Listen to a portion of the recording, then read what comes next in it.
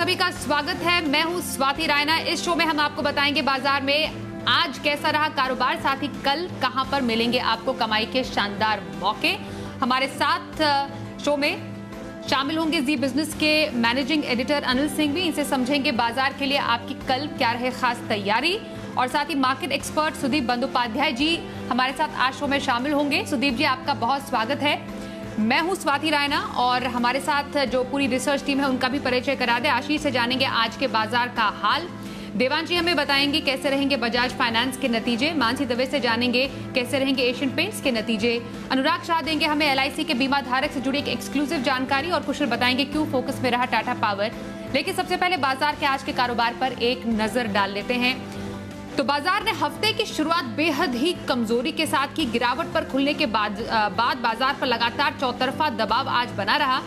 Nifty 170 अंक फिसलकर 15,750 के पास बंद हुआ, तो सेंसेक्स करीब 600 अंक टूटा। बैंकों में चौतरफा गिरावट से निफ्टी बैंक 750 अंक लुढ़का। एचडीएफसी बैंक 3.5% टूटकर आज निफ्टी का टॉप लूजर बना। बैंकों के अलावा आज फाइनेंशियल, मेटल और ऑटो शेयरों ने भी बाजार पर दबाव बनाने का ही काम किया। आज एफआईआईज डीआईआईज की तरफ से क्या संकेत मिले? एफआईआईज यानी विदेशी संस्थागत निवेशकों ने कैश मार्केट में आज 2199 करोड़ रुपए की भारी बिकवाली की, तो वहीं डीआईआईज यानी घरेलू संस्थागत निवेशकों ने आज 1048 करोड़ रुपए की खरीदारी की है।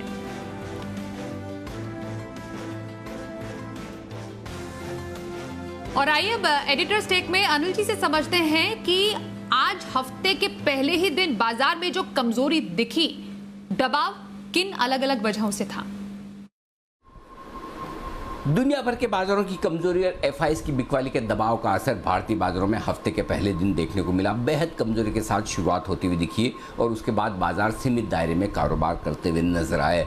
अमेरिका में शुक्रवार को 300 अंकों की तेज गिरावट रही, जो कि उम्मीद के मुताबिक नहीं थी, कहीं ज्यादा थी। और उसके साथ साथ डाउ फ्यूचर्स लगातार दबाव में दिखे सुबह से ही, और लगभग 300 अंकों का नुकसान डाउ फ्यूचर्स में नजर आया। तो एक तरफ 300 अंकों की गिरावट शुक्रवार की, दूसरा 300 अंकों का नुकसान डाउ फ्यूचर्स का। दोनों ने मिलाकर न सिर्फ भारतीय बाजारों पर बल्कि पूरे दुनिया भर के बाजारों पर गहरा असर डाला। और जो कुछ भी बड़ी तेजी गुरुवार और शुक्रवार को बनी थी पिछले हफ्ते, और जो लाइफ टाइम हाई के आसपास हम बंद हुए, उसके मुकाबले में बाजारों में आज करेक्शन का दिन रहा। अच्छी बात एक ही रही कि इंपॉर्टेंट सपोर्ट लेवल जो कि 15,700 के नज़दीक है, 15,625 15,675 की रेंज में निफ्टी ने उस सपोर्ट रेंज को नहीं तोड़ा, और बैंक निफ्टी ने भी 34,900 35,000 के आसपास की रेंज को सपोर्ट के तौर पर लिया। 15,750 के आसपास की क्लोजिंग निफ्टी की और 35,000 के ऊपर की क्लोजिंग बैंक निफ्टी की।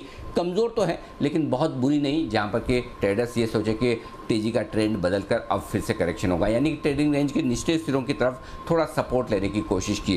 करेक्शन आपको मिड कैप और स्मॉल कैप शेयरों में भी देखने को मिला, लेकिन फिर भी चुनिंदा खरीदारी का माहौल मिड कैप स्मॉल कैप शेयरों में आज भी बरकरार था। तो ओवरऑल कह सकते हैं पिछले हफ्ते के दमदार प्रदर्शन के बाद ग्लोबल संकेतों के चलते एफआईआईज की बिकवाली रही, लेकिन एक और इसके बाजारों की कमजोरी रही, लेकिन एक और बड़ा ट्रिगर एफआईआईज की बिकवाली का भी नजर आया। शुक्रवार के सेशन में फिर से एफआईआईज की तरफ से थोड़ी तेजी की पोजीशन कम होने के संकेत आते हुए दिखे, तो वो भी एक ट्रिगर था। तो ओवरऑल आज की गिरावट के बाद काफ़ी कुछ कमज़ोर ट्रेडर्स बाजार में से निकल गए, स्टॉप लॉसेस ट्रिगर हुए, बाजार थोड़े से हल्के होते हुए दिखे। लेकिन एक मुश्किल भरा सेशन जहाँ रिकवरी तो हुई लेकिन रिकवरी टिकाऊ नहीं थी, और फाइनली नुकसान के साथ बाजारों में आज की समाप्ति। अब समझना जरूरी है कि कल बाजार पर स्ट्रैटेजी आपको क्या रखनी है। अनिल जी से करेंगे बातचीत एक बार फिर से, लेकिन उससे पहले आज के इस कारोबार में सेक्टर स्पेसिफिक एक्शन को भी समझते हैं। सीधे रुक करेंगे, हमारे से होगी आशीष चतुर्वेदी का। आशीष जरा बताएं आज खबरों के दम पर कहां सबसे ज्यादा एक्शन था? देखिए, कमजोर ग्लोबल संकेतों के चलते भारतीय बाजारों में गैप डाउन ओपनिंग देखने को मिली। दिन के दौरान जो है निफ्टी ने 15,707 का लो टच किया। वहीं निफ्टी बैंक में अगर आप देखें तो दोनों इंडाइसेस के मुकाबले ज्यादा गिरावट देखने को मिली। निफ्टी बैंक दिन के दौरान 35,000 के नीचे फिसला। सेंसेक्स में करीब 1% की गिरावट क्लोजिंग के समय देखने को मिली, और वॉलेटिलिटी का जो सूचकांक है इंडिया विक्स, वहां पर अगर आप देखें तो 7% से ज्यादा का उछाल देखने को मिला। लेकिन ऐसे कमजोर बाजार में भी कैश के स्टॉक्स, खासतौर पर स्मॉल कैप मिड कैप की तरफ से ब्रॉड ब्रॉडर मार्केट्स में अगर आप देखें तो पार्टिसिपेशन काफी अच्छा था, अच्छी तेजी वहां पर देखने को मिली और बाजार की गिरावट का ज्यादा प्रभाव जो है आपको जो ब्रॉडर स्टॉक्स है वहां पर देखने को नहीं मिला। आइए सबसे पहले वो स्टॉक बता देते हैं जो हमने आपको जी बिजनेस पर बताए। एवरेस्ट इंडस्ट्रीज, ये हमने आपको स्टॉक एसआईपी स्टॉक के तौर पे बताया था, अच्छी तेजी यहां पर देखने को मिली। बीएफ यूटिलिटीज, रेडिको खैतान आपको सिमिजी ने बताया और पोद्दार पिगमेंट्स आपको बताया जैन साहब के जेम्स में, और देखिए 20% का उछाल इस स्टॉक में देखने को मिला। सेक्टर स्पेसिफिक एक्शन को समझा जाए तो देखिए बैंकिंग स्टॉक, चूंकि एचडीएफसी बैंक के नतीजे कमजोर थे तो इसका कहीं ना कहीं पूरा प्रभाव जो है निफ्टी बैंक पर पड़ रहा है और अन्य प्राइवेट बैंक्स में भी अगर आप देखें तो आज गिरावट ही देखने को मिली। आईडीएफसी फर्स्ट बैंक है, इंडसइंड बैंक, यहाँ पर गिरावट का रुझान देखने को मिला। एनबीएफसी स्पेस में अगर आप देखें तो एलएनटी फाइनेंस, यहाँ पर नतीजों का असर था। एमएनएफ फाइनेंस, उज्जीवन और एचडीएफसी लिमिटेड में गिरावट देखने को मिली। लेकिन रियल एस्टेट स्टॉक्स पर खास नजर रखिएगा, यहाँ पर अच्छे ब्रेकआउट के बाद अगर आप देखें तो अभी भी जो तेजी का सिलसिला बरकरार देखने को मिला है। India bulls real estate stock की काफी बार चर्चा जी बिजनेस पर हुई, आज अच्छे गेंस यहाँ पर देखने को मिले। रेमंड, हेमिस्फीयर प्रॉपर्टीज और प्रेस्टीज एस्टेट्स में अगर आप देखें तो दिन के दौरान 4% से ज्यादा की तेजी देखने को मिली। बाजार में एक तबका खास है जहां पर तेजी रुकने का नाम नहीं ले रही है, वो है ब्रोकिंग और एक्सचेंज रिलेटेड स्टॉक्स में अगर आप देखें तो बीएससी और सीडीएसएल आज भी पॉजिटिव मोमेंटम जारी रहा। आज एमसीएक्स में भी अगर आप देखें तो तेजी देखने को मिली। इसके अलावा एंजल ब्रोकिंग और एडलवाइस में भी खरीदारी का रुझान देखने को मिला। रेटिंग एजेंसीज की बात की जाए तो यहाँ पर भी अगर आप देखें तो आज तेज ब्रेकआउट देखने को मिला। इकरा में करीब 10% की तेजी देखने को मिली। केयर और क्रिसिल जैसे स्टॉक्स में भी अगर आप देखें तो खरीदारी का रुझान देखने को मिला। आखिरी 1-1.5 घंटे में अगर आप देखें तो जो इंडस्ट्री जो केमिकल रिलेटेड स्टॉक्स हैं वहां पर अच्छी तेजी देखने को मिली। मिसाल के तौर पर आप देखिए पीआई इंडस्ट्रीज, हिरनबा, थिरुमलाई और गुजरात एल्कलीज में भी ठीक ठाक गेंस देखने को मिले। सरकारी कंपनियों की बात की जाए तो बीईएल यहां पर एक बढ़िया ब्रेकआउट आते हुए दिखा और एनटीपीसी में खरीदारी देखने को मिली। और क्योंकि कच्चे तेल में प्रोडक्शन बढ़ाने की बात की जा रही है तो इसका एक पॉजिटिव असर जो है ऑयल मार्केटिंग कंपनीज पर देखने को मिला क्योंकि मांग बढ़ती है। इसके एचपीसीएल और बीपीसीएल में भी अगर आप देखें तो माइनस करीब 1-1.5% की तेजी देखी गई। तो स्टॉक स्पेसिफिक एक्शन हमने समझा आशीष से। अब सीधे हमारे आज के एक्सपर्ट सुदीप बंदोपाध्याय जी का रुख कर लेते हैं। सुदीप सर, सबसे पहले हफ्ते की शुरुआत कमजोरी के साथ, बाजार पर दबाव, कुछ ग्लोबल संकेत और एफआईआईज की बिकवाली का भी दबाव का असर, क्या इस कमजोरी के दम पर कोई स्ट्रैटेजी सेट की जा सकती है? देखिए, ये कमजोरी कुछ हद तक एक्सपेक्टेड था। जो नतीजे आ रहे हैं इस क्वार्टर के उसमें थोड़ा नरमी देखने को मिल रहा है। जैसे एचडीएफसी बैंक जैसे दिग्गज का नतीजे डिक्लेयर किए हैं उससे ये साफ है कि रिजल्ट्स थोड़े दबाव में रहेंगे। एसेट क्वालिटी, जो फाइनेंशियल सर्विसेज कंपनीज है, बैंक्स हैं, इनके एसेट क्वालिटी पे दबाव रहेगा, उसी का असर मार्केट में देखने को मिल रहा है। दूसरी बात अगर कहना चाहे तो यहाँ पे ये बात बताना जरूरी होगा कि ग्लोबल जो संकेत आ रहे हैं मार्केट से वो भी थोड़ा सॉफ्ट है और इसके कारण एफआईआईज की तरफ से बिकवाली देखने को मिल रहा है हम लोगों को। और ये एफआईआईज का बिकवाली एक बहुत बड़ा हिस्सा था मार्केट गिरने का। बाय एंड लार्ज मार्केट एक रेंज में काम कर रहा है पिछला 15-20 दिन से और हम लोगों को लगता है ये रेंज से ब्रेकआउट करने की संभावना है आने वाले कुछ दिनों के लिए। कोई ऐसा कोई ट्रिगर नहीं है जो कि ऊपर या नीचे मार्केट को मूव कराएगा। ये रेंज 15,500 से 15,100 इसी रेंज में मार्केट कामकाज करता रहेगा और ऊपर के लेवल पे बिकवाली आ रही है और नीचे के लेवल पे बाइंग आ रहा है। यही ट्रेंड देख रहे हैं। स्पेसिफिक खरीदारी चल रही है, जैसे हमने देखा है मार्केट इंफ्रास्ट्रक्चर कंपनीज जिसका जिक्र आशीष कर रहे थे, बीएससी, सीडीएसएल, बाकी सारे जो camps, market infrastructure related companies, वहाँ पे खरीदारी चल रही है। स्पेशलिटी केमिकल्स में अच्छा खासा मोमेंटम देखने को मिल रहा है और भी रियल एस्टेट में मोमेंटम देखने को मिल रहा है। तो हम लोगों को लगता है कि आपको मार्केट में शॉर्ट टर्म के लिए काम करना है तो ये मोमेंटम वाले जो शेयर्स हैं यहीं पे आपको रहना चाहिए। अगर लंबी अवधि के लिए सोच रहे हैं तो बहुत सारे ऑप्शंस हैं जहाँ पे करेक्शन हो रहा है, वहाँ पे भी आप देख सकते हैं। और अगर बिल्कुल सेफ रहना है आईटी, जो कि हम लोगों को लगता है आने वाले दिनों में बहुत अच्छा प्रदर्शन करेगा और साथ साथ रुपये का जो डेप्रिसिएशन हो रहा है उसका भी बहुत बड़ा फायदा आईटी को मिलेगा, यहाँ पे भी ध्यान दिया जा सकता है। ओके, तो आने वाले दिनों में मार्केट की स्ट्रैटेजी समझी हमने सुदीप जी से। आने वाले नतीजों पर भी बात कर लेते हैं। बजाज फाइनेंस के नतीजे कल आएंगे, नतीजे कैसे आ सकते हैं देवांशी से समझते हैं। देवांशी जरा बताएं, बजाज फाइनेंस के नतीजों का अनुमान क्या कह रहे हैं? बजाज फाइनेंस के इस तिमाही में थोड़े से मिले जुले नतीजे आपको देखने मिल सकते हैं। सालाना आधार पर आपको एक बड़ा जंप देखने मिलेगा, लेकिन सीक्वेंशियली या तिमाही आधार पर अगर आप नंबर्स देखें तो इतने अच्छे नंबर्स आपको आते हुए नहीं दिखेंगे। लेकिन आप देखिए कोविड की जो सेकेंड वेव था उसके बावजूद इस बार जो डिस्बर्समेंट्स के आंकड़े हैं उसमें अच्छी खासी बढ़त इस बार होते हुए दिखेगी और इसी के चलते जो टॉप लाइन है उसको एक अच्छा सहारा मिलता हुआ दिखेगा। नेट इंटरेस्ट इनकम में करीब 19 से 20% तक की बढ़त आपको देखने मिल सकती है। जो मुनाफा है उसमें एक बड़ा जंप करीब 43% तक का देखने मिल सकता है। लेकिन अगर आप सीक्वेंशियली देखें तो सिंगल डिजिट ग्रोथ आपको मुनाफे के नंबर्स में आती हुई दिखेगी। नए कस्टमर्स जो जुड़ते हुए दिखेंगे इस पर नजर रहेगी। इसके साथ ही जो कॉस्ट ऑफ बोरिंग्स हैं वो इस बार कम रहती हुई दिखी और इसी के चलते जो मार्जिन्स हैं उसको काफी फायदा मिलता हुआ दिख सकता है।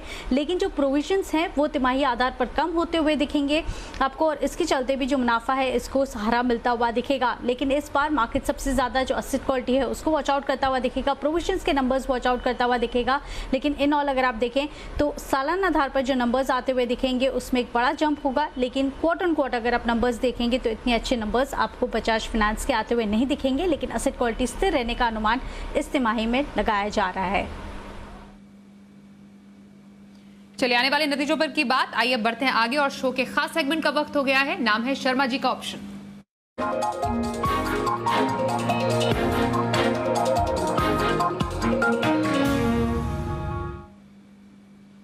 एचडीएफसी सिक्योरिटीज के वीके शर्मा है हमारे साथ। शर्मा जी बहुत स्वागत है आपका एक बार फिर से शो में। बताइए अब कल के लिए क्या खास स्ट्रैटेजी बताने वाले हैं ऑप्शन की। स्वाति जी मैं बहुत खुश हूँ, 18 दिन के अंतराल के बाद आपको और आपके दर्शकों के साथ बात कर रहा हूँ, तो मैं बहुत ही प्रसन्नचित हूँ। सो 2 ऑप्शंस लेकर आया हूँ। हालांकि मार्केट खराब है, वीक है, लेकिन फिर भी दीपक नाइट्रेट एक ऐसी कंपनी है जो जहाँ पे हमने देखा कि आज आंशिक तौर पे ऊपर गए थी 0.3%। तो यहाँ पे जुलाई का सीरीज का 1960 रुपए का स्ट्राइक प्राइस का कॉल खरीदा जा सकता है 50 रुपए पे, स्टॉप लॉस 35 रुपए का, टारगेट रहेगा 75 रुपए। बीपीसीएल काफी दिनों के बाद आज चलना शुरू हुआ है, तो हो सकता है आज बढ़ा है तो कल थोड़ा गिरे, लेकिन अगले 2-3 दिन की बात देखें तो ये आपको टारगेट जो है वो अचीव करा देगा, ऐसा मुझे लगता है। तो बीपीसीएल के अंदर जुलाई 460 की स्ट्राइक प्राइस की कॉल ली जानी चाहिए। 5 रुपए 60 पैसे का इसका लास्ट क्लोजिंग था। 3 रुपए 60 पैसे का स्टॉप लॉस रखें, टारगेट आपका रहेगा 8 रुपए 50 पैसे। ध्यान रखिए 4 या 5 दिन से सेशन से ज्यादा आप इनको होल्ड न करें और स्टॉप लॉस को लगातार ऊपर बढ़ाता जाइए, जिससे कि लॉस हो तो कम हो और एक बार प्रॉफिट में आ जाए तो आपको लॉस की किसी प्रकार की गुंजाइश नहीं। धन्यवाद, जय हिंद। तो कल के बाजार पर स्ट्रैटेजी समझी, आइए अब देखते हैं कल का ऑप्शन।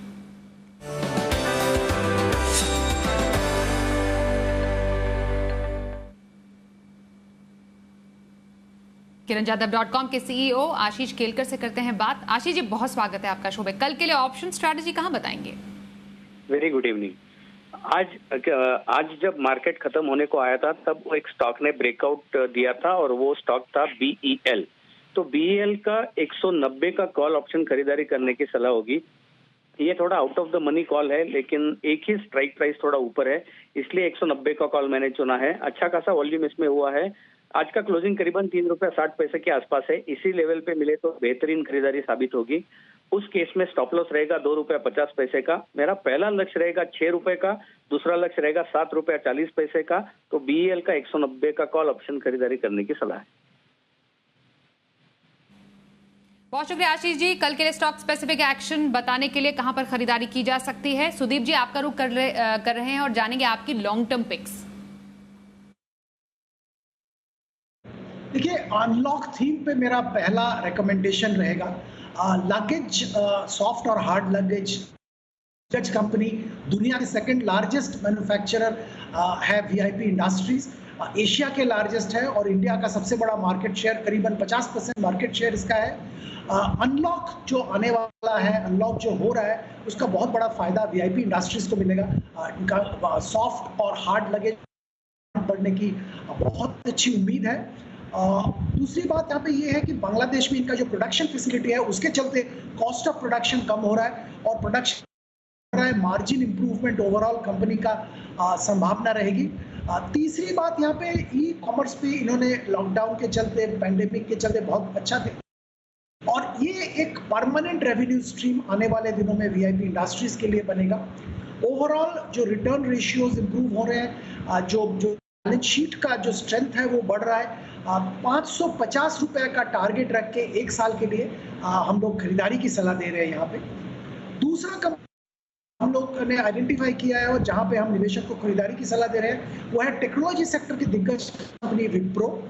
यहाँ पे ये कहना चाहूंगा कि नया आने के बाद जो नया स्ट्रेटेजी इन्होंने लिया है उसका जो नतीजे आ रहे हैं, बहुत अच्छा नतीजा सामने उभर के आ रहा है। और इस क्वार्टर की जैसे उससे साफ है कि इनके जो बिजनेस में पकड़ वो बढ़ रहा है। जो बिजनेस जहाँ पे इनका ग्रोथ बहुत अच्छा हो रहा है, क्लाउड और जो आर्टिफिशियल इंटेलिजेंस जैसे सेक्टर, जहाँ पे डिजिटल, जहाँ पे रेवेन्यू एक्विजिशन बहुत जल्दी हो रहा है, ये बहुत ही पॉजिटिव ट्रेंड है विप्रो के लिए।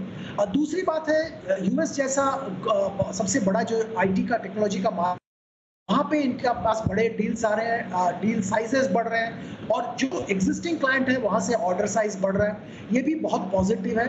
और तीसरी बात यहाँ पे ये है कि आने वाले दिनों में जो इनका काम चल रहा है इससे ये साफ हो रहा है कि इनका मार्जिन इंप्रूवमेंट और भी होगा। तो वैसे भी विप्रो बहुत दिनों से भी इनके जो बड़े लार्ज कैप पेयर्स है, इन्फोसिस, टीसीएस या HCL टेक, उसके कंपैरिजन में थोड़ा मार्केट का कम फेवरेट है और मल्टीपल्स जो काम हो रहा है वो थोड़ा दबा हुआ है। तो हम लोगों को लग रहा है कि 675 का टारगेट रख के 6 से 9 महीने के लिए यहाँ पे निवेशक बेझिझक खरीद। जी, तो सुदीप जी के 2 long term calls, VIP industries और विप्रो में खरीदारी की सलाह वो दे रहे हैं। बहुत शुक्रिया सुदीप जी, आप हमारे साथ आज इस शो में शामिल हुए। तमाम सहयोगियों का भी शुक्रिया हम तक एक्सक्लूसिव खबर और रिसर्च पहुंचाने के लिए। आज इस शो में बस इतना ही।